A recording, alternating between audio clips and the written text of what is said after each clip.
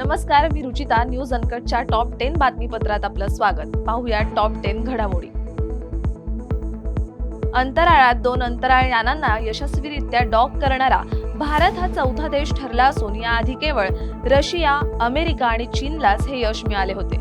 इस्रोने सांगितले की डॉकिंगचा प्रयोग 16 जानेवारीला सकाळी पूर्ण झाला असून चांद्रयान 4, गगनयान आणि भारतीय अंतराळ स्थानकासारख्या मोहिमा या मोहिमेच्या यशावर अवलंबून होत्या. चांद्रयान 4 मोहिमेत चंद्राच्या मातीचे नमुने पृथ्वीवर आणले जातील. बॉलिवूड अभिनेता सैफ अली खानवर चाकूने हल्ला करण्यात आल्याची धक्कादायक घटना समोर आली आहे. चोरट्यांनी घरात घुसून त्याच्यावर हल्ला केला असून या हल्ल्यात गंभीर जखमी झालेल्या सैफ अली खानवर सध्या मुंबईतील लीलावती रुग्णालयात शस्त्रक्रिया करण्यात आली असून सध्या त्याची प्रकृती स्थिर असल्याचं सांगितलं जात आहे.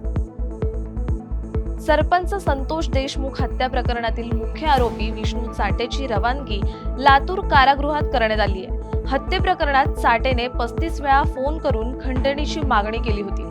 फोनवरील पुरावे महत्त्वाचे मानले जात असून तपासासाठी जप्त मोबाईल प्रयोगशाळेत पाठवण्यात आलाय.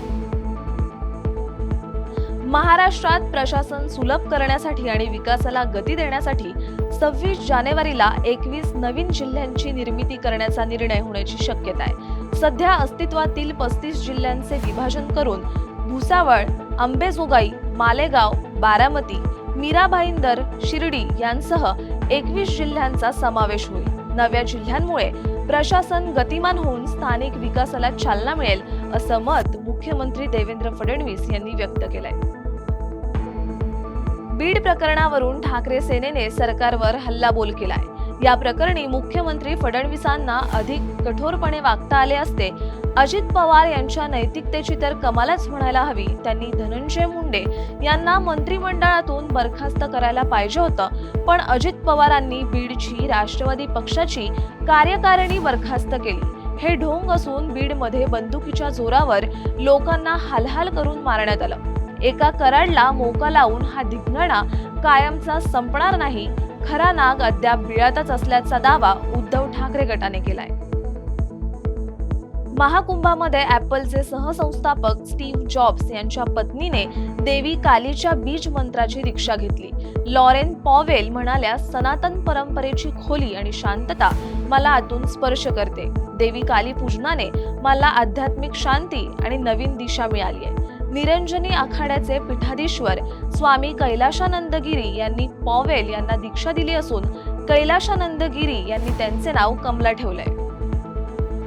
विधानसभा निवडणुकीतील पराभवानंतर काँग्रेसचा प्रदेशाध्यक्ष बदलला जाणार अशी चर्चा मागील काही दिवसांपासून सुरू असून माजी मुख्यमंत्री पृथ्वीराज चव्हाण यांचं नाव काँग्रेसच्या प्रदेशाध्यक्ष पदासाठी चर्चेत आहे. मात्र यावर आता पृथ्वीराज चव्हाण यांनी प्रतिक्रिया दिली असून प्रदेशाध्यक्ष पदासाठी मी इच्छुक नसल्याचं त्यांनी सांगितलंय.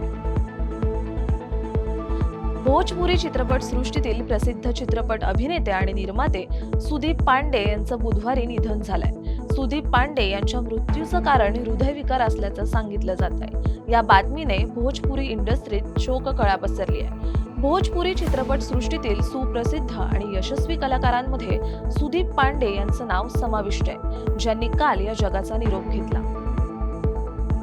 राज्यात काल अन्न आणि औषध प्रशासन विभागाने एकाच दिवशी दूध भेसळ तपासणी मोहीम राबवली. यावेळी विविध ठिकाणाहून दुधाचे 1062 नमुने विश्लेषणासाठी ताब्यात घेण्यात आले. यामध्ये विविध ब्रँडचे दुधाचे 680 पाऊच तसंच पिशवी पॅकिंग आणि 382 सुट्ट्या स्वरूपातील दुधाचा समावेश आहे. मध्य महाराष्ट्रासह बहुतांश भागात सामान्य तापमानात वाढ झाली असून पुणे, नाशिक, मुंबई या भागातील तापमान 12 ते 16 अंशापर्यंत नोंदवले जात आहे. मराठवाड्यामध्ये 18 ते 20 अंशापर्यंत किमान तापमानाची नोंद झाली असून येत्या 24 तासात राज्यात पुन्हा तापमानात वाढ होणार असल्याचा अंदाज हवामान विभागाने दर्शवलाय.